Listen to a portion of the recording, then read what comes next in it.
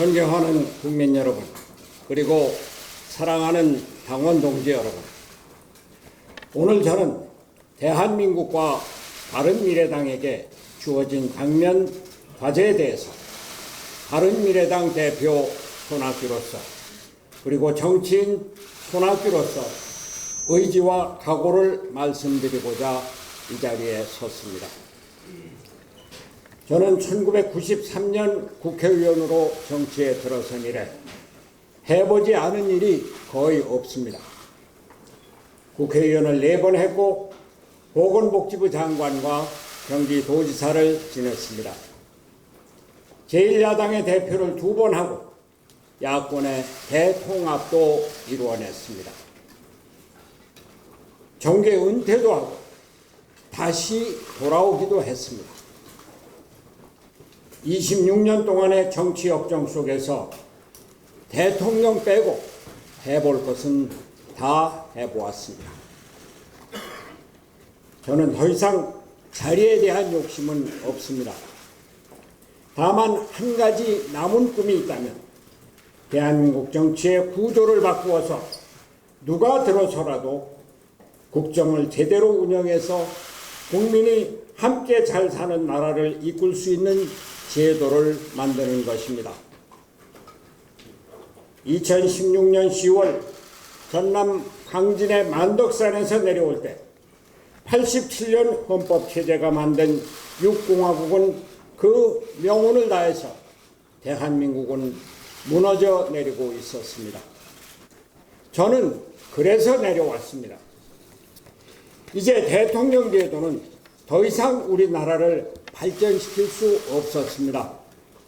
7공화국을 열어야 한다고 선포했습니다. 더 늦기 전에 정치와 경제의 세판짜기에 저의 모든 것을 바치겠다고 약속했습니다. 제가 만덕산에서 내려온 지 사흘 만에 최순실의 태블릿 PC 사건이 터지고 이어서 박근혜 정권은 무너졌습니다. 촛불혁명으로 문재인 정권이 들어서고 나서도 제왕적 대통령의 폐해는 줄어들지 않고 있습니다. 패권주의와 의회 무시, 그리고 거대 양당의 극한 대결은 계속되고 정치는 실종되고 있습니다. 대통령의 권한은 제왕적이었으나 대통령과 국회가 단절되면서 대통령은 아무런 능력도 발휘할 수 없게 되었습니다. 제게 남은 꿈과 욕심은 바로 이러한 한국 정치의 잘못된 제도를 개혁하는 것입니다. 의회가 충분한 권한을 갖고 대통령과 국회가 협조해서 국정을 다스리는 것입니다. 정당 간 협조와 연합으로 국정이 안정되고 원만하게 운영제도를 만드는 게 저의 마지막 꿈입니다. 독일과 같이 합의제 민주주의를 우리의 모델로 하여 정치 개혁을 이루어 정치적 안정을 통해 경제 발전과 복지국가의 완성, 그리고 한반도 통일을 이루는 것이 저의 꿈입니다. 사랑하는 국민 여러분, 우리나라가 지금 건국 이래 최대의 위기에 봉착해 있습니다. 경제가 그동안 누려왔던 고도 성장을 멈추고 하강 곡선을 긋고 있으며 이는 장기화될 조짐을 보이고 있습니다. 세계 유수의 신용평가 기관들이 우리나라의 경제 성장률을 1%대로 하락할 것을 예상하고 있고 불평등과 사회적 양극화는 날로 심화되고 있습니다. 남북관계와 안보 문제는 더욱 심각합니다. 한반도 평화 프로세스는 북한의 비핵화 문제가 벽에 부딪히면서 답보 상태에 있고 외교적으로 대한민국은 일본과의 갈등과 미국의 미묘한 비협조로 한미일 동맹이 위기에 처해 있습니다. 북한과 중국, 러시아는 새로운 동맹 체제로 발전하면서 한반도의 안보를 위협하고 있습니다. 이러한 국내외적 위기 속에서 대통령은 조국 전 청와대 민정수석을 법무장관에 임명하여 한국 정치를 극도의 불신과 혼란 속에 몰아넣고 있습니다. 저는 이미 여러 차례 대통령에게 조국 수석의 법무장관 임명을 만류했고 지명 출회를 요구한 바 있습니다. 그러나 지금과 같은 위중한 시기에 국가 분열의 주역을 법무장관에 임명하면 대통령과 정부가 국가의 위기를 극복할 동력을 잃게 되는 것이 우려가 됩니다. 이러한 국가적 위기와 혼란의 중심에는 대통령 중심제와 거대 양당의 극한 대결이라는 한국 정치의 고질이 자리 잡고 있습니다. 여당은 맹목적으로 청와대 편만 들고 제1야당은 무조건적으로 여당을 반대하고 있습니다. 제1야당의 대표는 지금도 장외투쟁을 선언하고 있는 형편입니다. 여야당이 그 존재 이유를 대권 싸움에 두고 있기 때문입니다. 87년 체제의 제왕적 대통령제, 승자독식 양당제의 문제점이 그대로 드러나 있는 한국 정치의 현실인 것입니다. 4차 산업혁명 시대에 한국 경제에 퍼펙트 스톰이 몰아치고 서민들이 죽어나가고 대한민국이 4강으로부터 따돌림 당하고 멸시와 조롱에 허덕여도 정치권은 나 몰라라 하고 정권 싸움만 하고 있는 것입니다. 그래서 제가 한국 정치에 새 판을 짜야 한다고 나서고 있는 것입니다. 대한민국의 생존 전략을 짜야 한다는 것입니다. 거대 양당의 싸움과 횡포를 극복하고 의회를 통한 합의제 민주주의를 위해서 다당제가 필요합니다. 정당 간의 연합을 통해 정치적 안정을 유지하고 정책적 연속성을 보장받아야 한다는 것입니다. 그것이 독일식 연합정치의 모형인 것이고 이러한 제도를 만들고자 하는 것이 저의 꿈이고 마지막 남은 저의 정치적 욕심인 것입니다. 바른미래당의 존재 이유가 바로 여기에 있습니다. 제3당을 굳건히 지켜서 다당제의 기본틀을 유지하고 연합정치의 바탕을 만들자는 것입니다. 물론 바른미래당 외에도 제4당, 제5당도 필요합니다. 그러나 제4당, 제5당은 극단의 이념정당으로 갈 가능성이 큽니다. 오늘 우리나라에 있는 작은 정당들의 모습을 보면 알 수 있습니다. 바른미래당은 좌우의 이념적 차이를 극복하고 중도의 길로 우리 사회를 개혁하고자 하는 정당입니다. 국민을 통합하고 국가를 하나로 만드는 원동력이 될 것입니다. 국가의 100년 미래를 설계하는 미래 정당이 될 것입니다. 이것이 제가 바른미래당을 지켜야 하는 이유입니다. 바른미래당이 자유한국당으로 보수 대통합이 되는 것을 막아야 하는 이유입니다. 그것은 양당 정치로의 회귀, 구태 정치로의 복귀일 뿐이기 때문입니다. 바른미래당이 민주평화당 또는 대한연대와 통합하는 것도 막아야 합니다. 바른미래당이 지역정당으로 퇴락해서는 안 되기 때문입니다.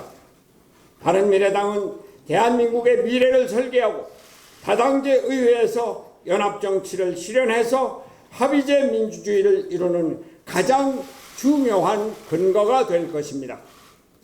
그러나 바른미래당은 국민의 여망에 부응하지 못하고 그동안 내분과 내홍에 휩싸여 왔습니다.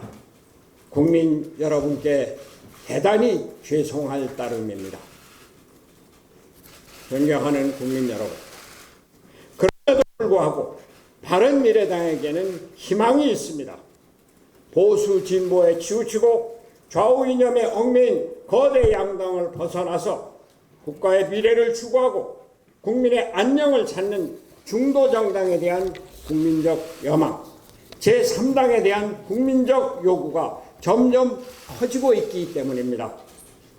바른미래당이 중도 통합, 중도 개혁의 가치를 지키는 것은 저에게 주어진 사명입니다. 바른미래당을 통한 한국 정치의 개혁은 제가 지고 가야 할 마지막 짐입니다. 저는 제가 작년 당대표 선거에 출마했을 때를 기억합니다. 한국 정치의 개혁을 위해 저를 바치겠다고 다짐하면서 저는 바른미래당의 변화와 혁신을 위한 마중물이 되겠다고 약속했습니다. 저를 향해 무엇을 하려느냐, 무슨 욕심이냐 하는 만류와 비아냥, 비난을 감수하고 저에게 쏟아질 수모와 치욕을 각오했습니다.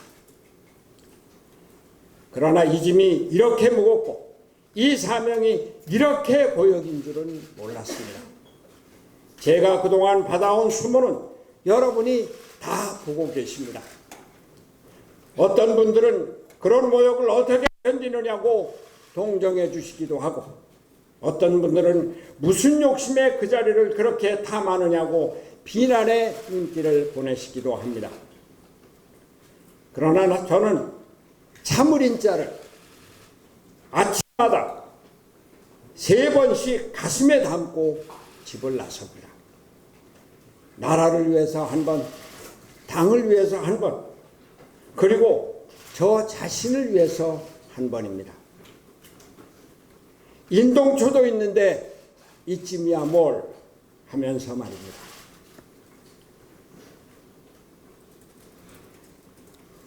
대한민국 정치의 내일을 보고 그렇게 합니다. 대한민국 정치의 희망을 바른미래당에서부터 보기 때문에 오늘 겪는 온갖 모욕과 치욕을 참을 수 있는 것입니다.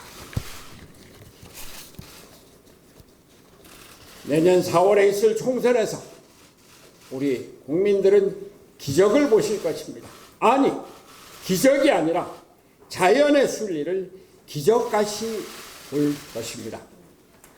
제3당 바른미래당이 크게 약진할 것입니다. 문재인 정부와 더불어민주당에 대한 심판과 자유한국당에 대한 절망이 중간지대를 크게 열어놓을 것이고, 그 중심을 잡는 바른미래당에게 민심이 쏠릴 것입니다. 제3지대를 튼튼히 장악하기만 하면 총선은 바른미래당의 승리가 될 것입니다. 바른미래당이 추구하는 중도 정치는 단순한 중간 노선이 아닙니다. 우리나라에 맞는 정책을 추구하고 옳은 길을 찾는 정치입니다. 경제에서는 시장 경제를 추구하고 기업의 활성화를 추구합니다. 경제 민주화는 오래된 우리의 가치이지만 지금은 경기가 쇠퇴하고 국제적인 압력이 가중되고 있는 가운데 기업의 경쟁력을 강화하는 것이 가장 중요한 과제인 것입니다. 외교 안보, 특히 대북 관계에서도 우리 사정에 맞는 정치력을 취해야 합니다. 저는 한나라당에 있을 때부터도 김대중 대통령의 햇볕 정책을 공개적으로 지지했고, 경기도지사 때는 대북 지원 정책을 적극적으로 펼쳤습니다. 지금은 한반도 평화 프로세스를 적극 지지하지만 여기에는 시간이 필요하다는 생각에서 안보를 소홀히 하는 문재인 대통령의 대북 정책에 적절한 비판을 가하고 있습니다. 외교에서 코드 인사나 이념적 정책을 배제하라는 바른미래당의 비판은 바로 이러한 이유 때문입니다. 저는 이 자리를 빌어서 문재인 정부에게 몇 가지 당부의 말씀을 드리고자 합니다. 그동안 저와 바른미래당은 문재인 정부를 비판하면서도 정책 제안을 끊이지 않았습니다. 문재인 정부의 소득주도 성장을 비판하면서 책임자의 교체를 꾸준히 주장했고, 문재인 대통령은 이를 받아들여 청와대 정책실장과 부총리를 경질한 바 있습니다. 최저임금의 동결을 꾸준히 주장했고, 정부는 최저임금위원회를 통해 내년도 인상을 최소화했습니다. 일본의 경제보복과 관련해서도 반일 민족주의 감정이 아니라 외교력을 회복해서 대화로 문제를 풀라고 요구했고, 대통령은 광복절 경축사에서 다소 유화적인 대책을 발표함으로써 저희들의 요구에 화답했습니다. 미세먼지 대책을 위해 제가 범국가적 대책기구를 구성하고 반기문 전 유엔 사무총장을 위원장으로 모실 것을 제안했는데 정부가 이를 받아주기도 했습니다. 제가 연동형 비례대표제를 요구하면서 단식에 들어갔을 때는 대통령이 비서실장을 보냈고 국회의장을 만나서 연동형 비례대표제에 동의를 해주셔서 5당 원내대표 합의를 이끌어내기도 했습니다. 지금과 같이 국난이라고 불려지기까지 하는 위기를 극복하기 위해서는 전 국민적인 힘과 지혜를 범국가적인 차원에서 모아야 합니다. 좀 엉뚱하게 들리실지 모릅니다만 지금은 거국 내각을 구성해서 나라의 위기를 극복해 주실 것을 건의합니다. 국회가 꽉 막혀 있는데 대통령의 국정 철학을 어떻게 이행하실 겁니까? 국무총리를 경질할 때가 되면 야당과도 협의를 해서 국무총리와 주요 장관을 임명하는 절차를 실행해 주십시오. 김대중 대통령은 자기를 죽이려던 사람의 이인자와 연합해서 정권을 장악했고 그 사람을 국무총리로 임명했습니다. 그런 과정을 통해서 남북 정상회담을 성사시켰고 외환위기를 극복했고 복지국가의 기초를 다졌고 IT 강국의 기초를 세웠습니다. 연합정치를 그렇게 실천하는 것입니다. 문재인 대통령께서도 이러한 지혜를 받아 야당까지 끌어안는 정치를 해 주십시오. 거국 내각과 함께 장관 인사 등 주요 국사를 위해서는 야당을 포함한 국가 원로로 구성된 가칭 국가통합위원회를 만들어서 국론을 수렴하고 통합하는 방안도 고려해 주시기 바랍니다.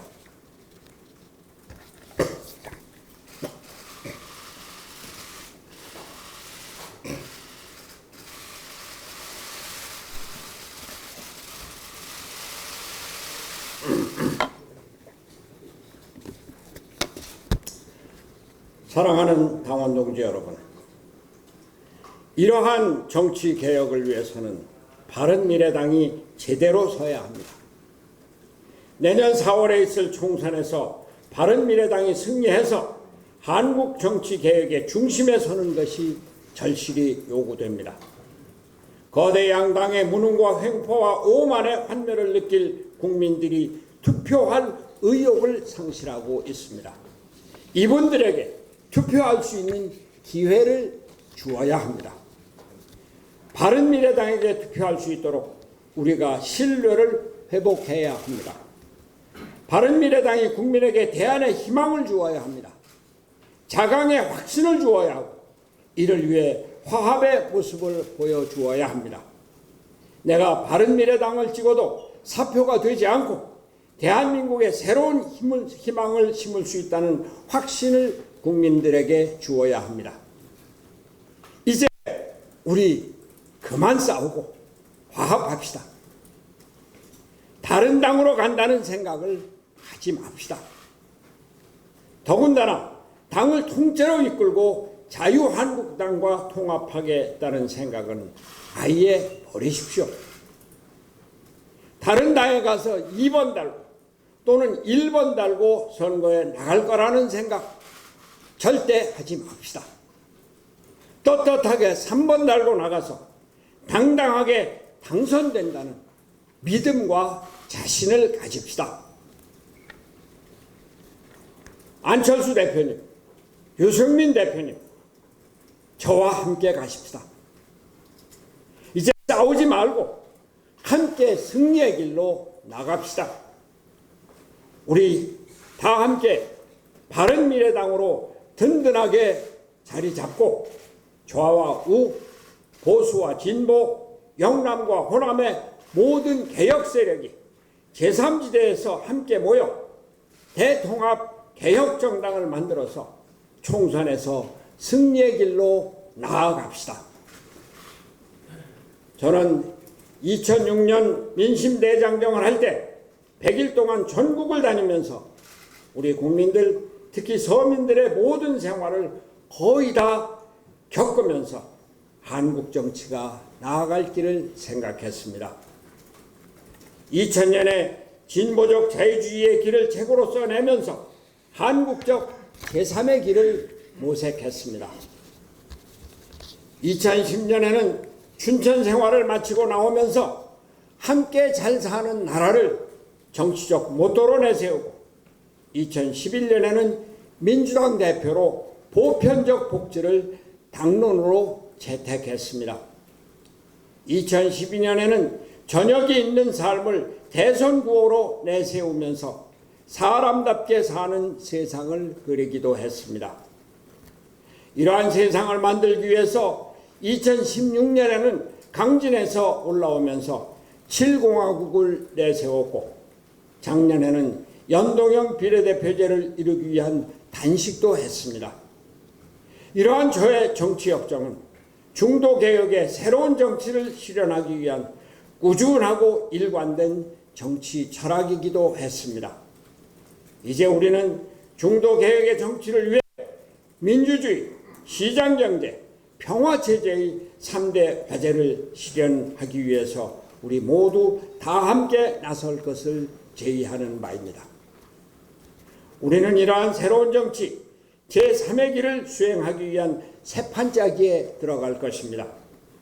바른미래당이 중심에서는 빅텐트를 준비할 것입니다. 승자독식 양당 체제를 바꾸어서 다당제 합의제 민주주의를 추구할 것입니다. 연동형 비례대표제는 그 첫걸음이고 국정의 원활한 수행을 위한 개헌을 추진할 것입니다. 독일과 같은 총리 중심제가 바람직하겠지만 대통령제에 익숙한 국민 정서를 감안해서 이원 집정부대도 가능할 것입니다. 대통령은 국민이 뽑고 국무총리는 의회가 선출하는 것입니다. 대통령은 외교와 국방을 담당하고 국무총리가 나머지 국정을 돌보는 것입니다. 바른미래당의 모든 당원들이 함께 참여해 주시기 바랍니다. 저부터 통합에 앞장서겠습니다. 지금까지의 섭섭했던 감정, 구원을 다 잊고 함께 나섭시다. 제가 나서서 안철수, 유승민을 끌어들이겠습니다. 딴 데 갈 생각은 아예 버리십시오. 다만 함께 갈 사람들은 이제부터 딴 생각은 하지 마십시오. 더 이상은 당의 기강이 해이해져서는 안 됩니다. 당의 화합은 화합대로 챙기고 기강은 기강대로 확실히 잡겠습니다. 여기 바른미래당이 블루오션입니다. 손학규와 안철수, 유승민이 함께 화합해서 앞장서면 다음 총선은 우리의 승리가 될 것이 확실합니다. 새로운 리더들이 함께할 것이고 청년을 비롯한 새로운 정치 세력이 모여들 것입니다. 이제 곧 총선을 준비하겠습니다. 총선 기획단을 꾸리고 인재개발위원회를 가동하겠습니다. 청년과 여성의 인재 영입에 특별히 공을 들이겠습니다. 새 인물 영입과 공정한 공천은 선거 전략의 핵심입니다. 새 인물 영입과 과감히 새로운 인물을 영입해서 당을 새롭게 하겠습니다. 여성과 만 50세 이하 청년들로 공천의 50% 이상을 채우겠습니다. 비례대표 공천도 상향식으로 100% 국민 참여 공천으로 공정성과 객관성을 확보하겠습니다. 공천 시스템을 개방하고 투명하고 다양하게 운영하겠습니다. 온라인 오픈 프라이머리 제도를 도입하고 블록체인으로 공천을 관리하겠습니다. 공천에 당 대표인 저 손학규가 좌지우지할 거란 생각은 아예 하지 마십시오. 손학규 그런 사람이 아닙니다. 2008년 통합민주당 대표 때 저는 공천에 일체 관여하지 않았습니다. 박재성 공천위원장에게 전권을 주었던 것 여러분들도 다 기억하실 겁니다. 비례대표 공천에도 제 사람 하나도 심지 않았습니다. 저에게는 당시 김대중 대통령께서 제1야당의 법통을 이어받은 대표이니 비례대표 1번으로 나가라. 14번은 내가 했던 것이고 이제 손학규 대표는 1번 달고 비례대표 나가라. 이렇게 권하셨습니다. 그러나 저는 비례대표를 사양하고 험지인 종로에 출마했었습니다. 저에게 비례대표를 한 자리 차지하려고 한다든지 국무총리를 원한다든지 이런 말씀하시는 분들 손학규를 몰라도 너무 모른다는 말씀을 드립니다. 존경하는 국민 여러분, 사랑하는 당원 여러분, 우리 함께 갑시다. 모두 모여 함께 간다고 다짐하고 실제로 한 마음으로 나아가면 우리가 확실히 이깁니다.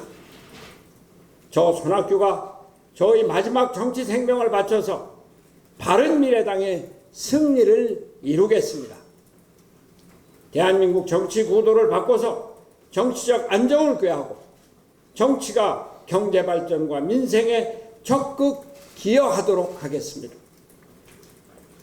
정치가 평화와 안보를 제대로 살펴서 국민이 안심하고 살 수 있는 나라 만들도록 하겠습니다. 자, 이제 우리 모두 승리의 길로 힘차게 나아갑시다. 감사합니다.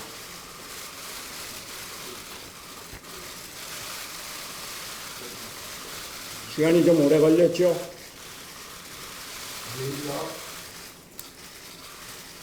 우리 기자들께서 혹시 질문 있으면 질문해 주시기 바랍니다.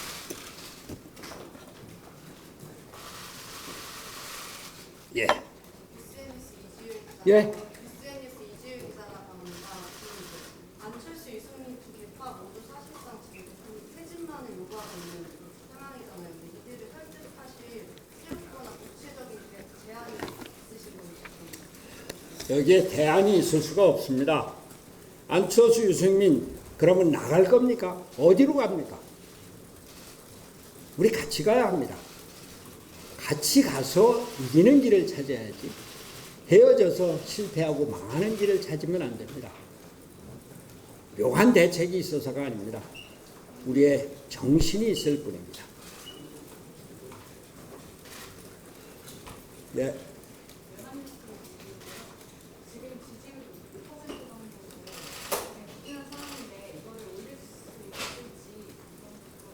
저는 우리 당이 화합만 하면은 당장 10% 올라간다고 생각을 합니다. 저는 참으로 국민들에게 감사한 것이 이렇게 찢어지고 분열하고 내홍을 겪는데도 그럼에도 불구하고 5% 내지 6% 뭐 이렇게 지지율을 보여주시는 것 참으로 감사하게 생각합니다. 그러나 그것은 바른미래당이 갖고 있는 내재적인 역량입니다.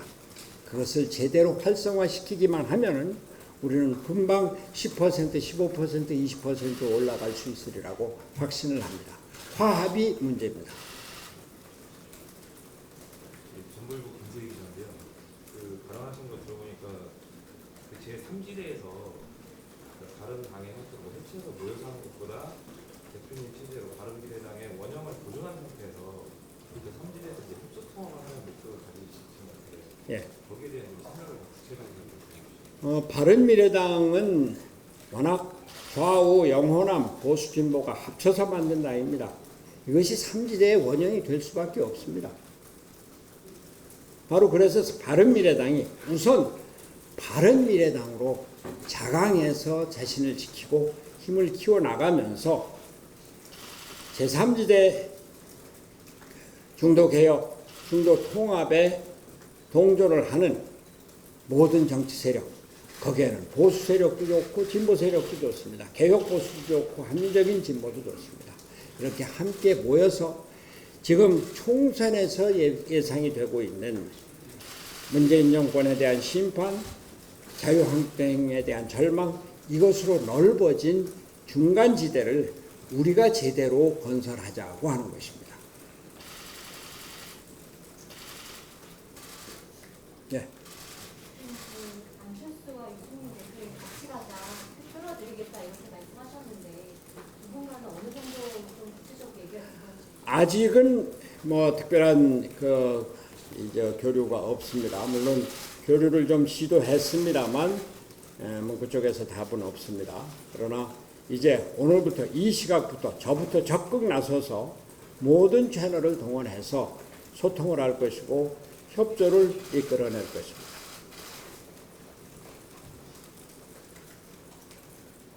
유승민 대표가 지난 연찬회에서 통합 방식 정체성 거론하면서 이제 건전한 개혁 보수와 합리적인 중도, 진보는 절대 안 된다고 분명히 말씀을 하셨는데 이런 당 노선에 대한 제약이 없이 결국 이 대표를 끌고 가시는 방안이 뭐 그것도 다 같이 논의를 하면 됩니다. 유승민 대표가 진보를 뭐 배제한다고 하는 것은 뭐 지역적으로는 호남을 배제한다는 이야기가 되는데 우리가 호남을 배제하고 제3당, 제3지대를 구성할 수가 없습니다. 호남은 단지 그냥 뭐 호남 정당 이런 차원이 아니라 우리나라 민주주의의 아주 소중한 자원이고 이 호남 세력을 안는 것은 제3세력, 중도세력, 중도개혁 세력의 중요한 중심이 될 것이기 때문입니다. 유승민 대표와 앞으로 계속 대화를 나누고 함께 뭐 설득을 하고 하겠습니다. 예. 말씀한 중에 거국내각 구성부 말씀하셨는데 구체적으로 이제 한국당까지 포함한 거국내각을 좀 제안하신 건지. 그렇습니다. 저는 우리나라가 지금 너무 어려워서 정치권이 싸움만 하고 있습니다. 여기서도 말씀드렸습니다만 제1야당의 대표가 장외투쟁을 선언하고 있고 모든 것이 찬성 아니면 반대, 극과 극의 대결뿐입니다. 이것을 극복하기 위해서 뭐 지금 실현 가능성이 그렇게 높지는 않습니다만 마음을 모아서 문재인 대통령에게 건의를 하는 것입니다. 제가 뭐 몇 가지 사례를 말씀드렸습니다만 우리 바른미래당은 문재인 대통령과 정부에 대해서 끊임없이 비판을 하면서도 새로운 제안을 몇 가지 내놨는데 그 중에 중요한 것 몇 가지를 받아들이고 또 유화적으로 또 반응을 하고 뭐 그랬습니다. 그러한 생각을 앞으로 우리나라 정치의 미래를 보면 이렇게 대통령이 국회와 대화를 하지 않고 국회와 단절된 상태에서는 야당도 어렵지만 대통령과 정부 여당이 할 수 있는 일이 없습니다. 그래서 제가 제7공화국의 어떤 정치체제 구조 변화를 얘기를 한 것입니다만 그 전에라도 대통령이 김대중 대통령의 모습과 같이 반대당, 다른 당의 인사들을 끌어들이고 중용을 하고 할 때 그때 정치가 풀릴 것이라고 생각을 해서 지금 당장 실현 가능성이 그렇게 높지는 않을 것입니다만 이제 대통령이 생각을 바꿔주십시오 라고 건의를 하는 것입니다. 거기에는 그냥 우리 바른미래당이 더불어민주당과 연합정치하겠다 이런 차원이 아닙니다. 자유한국당과 연합정치를 하고 깊이 있게 토론하고 합의를 이끌어내는 정치를 만들어달라 이런 이야기입니다.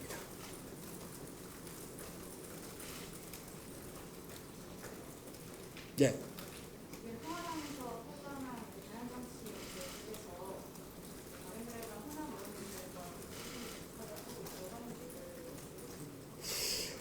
뭐 물론 같은 지역 출신에도 오랜 국회의원 경력을 갖고 계시고 잘 아는 분들이니까 대화를 나누는 것은 있을 수 있고 또 그렇게 알고 있습니다만, 그러나 지금 우리 당의 국회의원들이 대한정치연합 쪽으로 뭐 탈당을 해서 합류를 한다든지, 또 지금 당장 지금 당장이라는 말은 빼겠습니까? 양당의 통합, 물론 그쪽은 당이 아닙니다만 통합을 논의한다든지 하는 것은 있지도 않고 있을 수도 없습니다.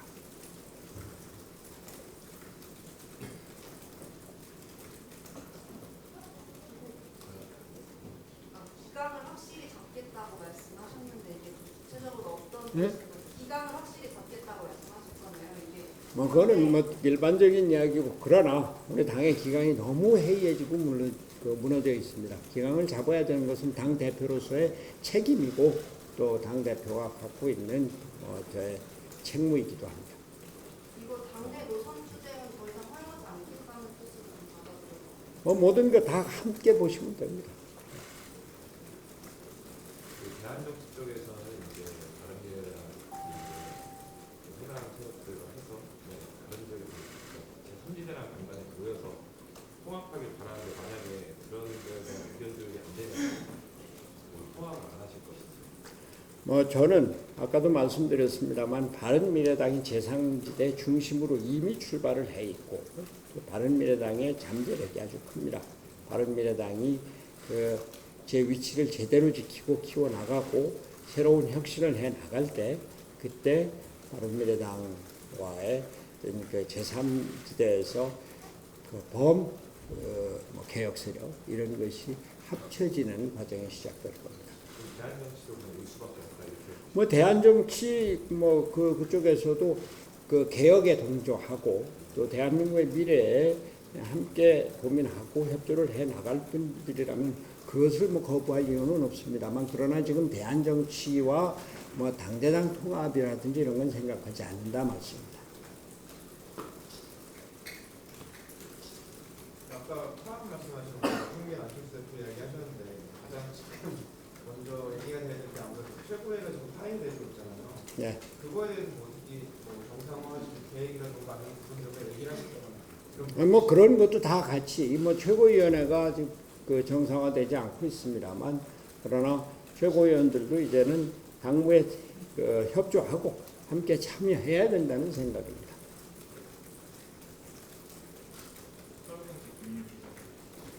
혁신이 파행되고 좀 그래서 혁신 내놓은 구축하고 혁신해야 된다는 좀 의견이 있는 것 같은데, 혁신이 이후에 새로운 대안을 내놓으실 생각이 있으신가요?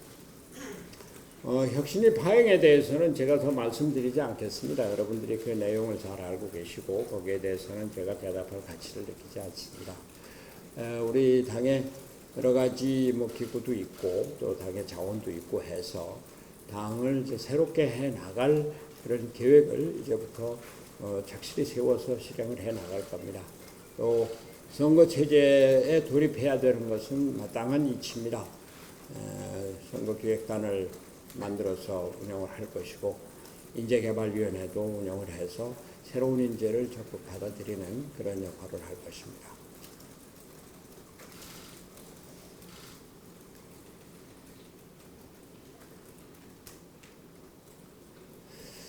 자, 더 이상 없습니까?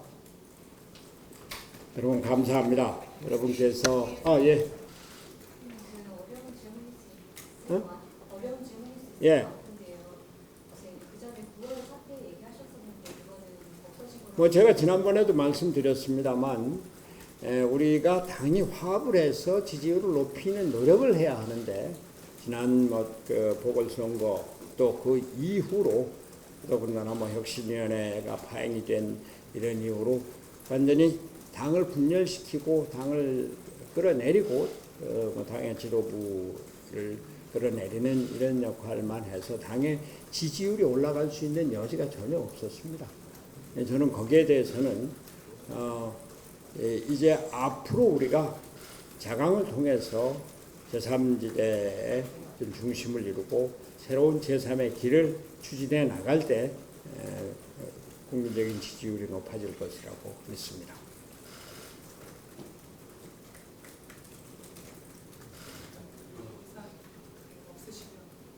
예, 더 없으세요? 여러분 감사합니다. 우리 바른미래당이 어려움에 처해 있지만 오늘 계기로 해서 새로운 출발을 할 수 있도록 언론인 여러분께서도 또 국민 여러분께서도 적극 성원해 주시기 바랍니다. 감사합니다.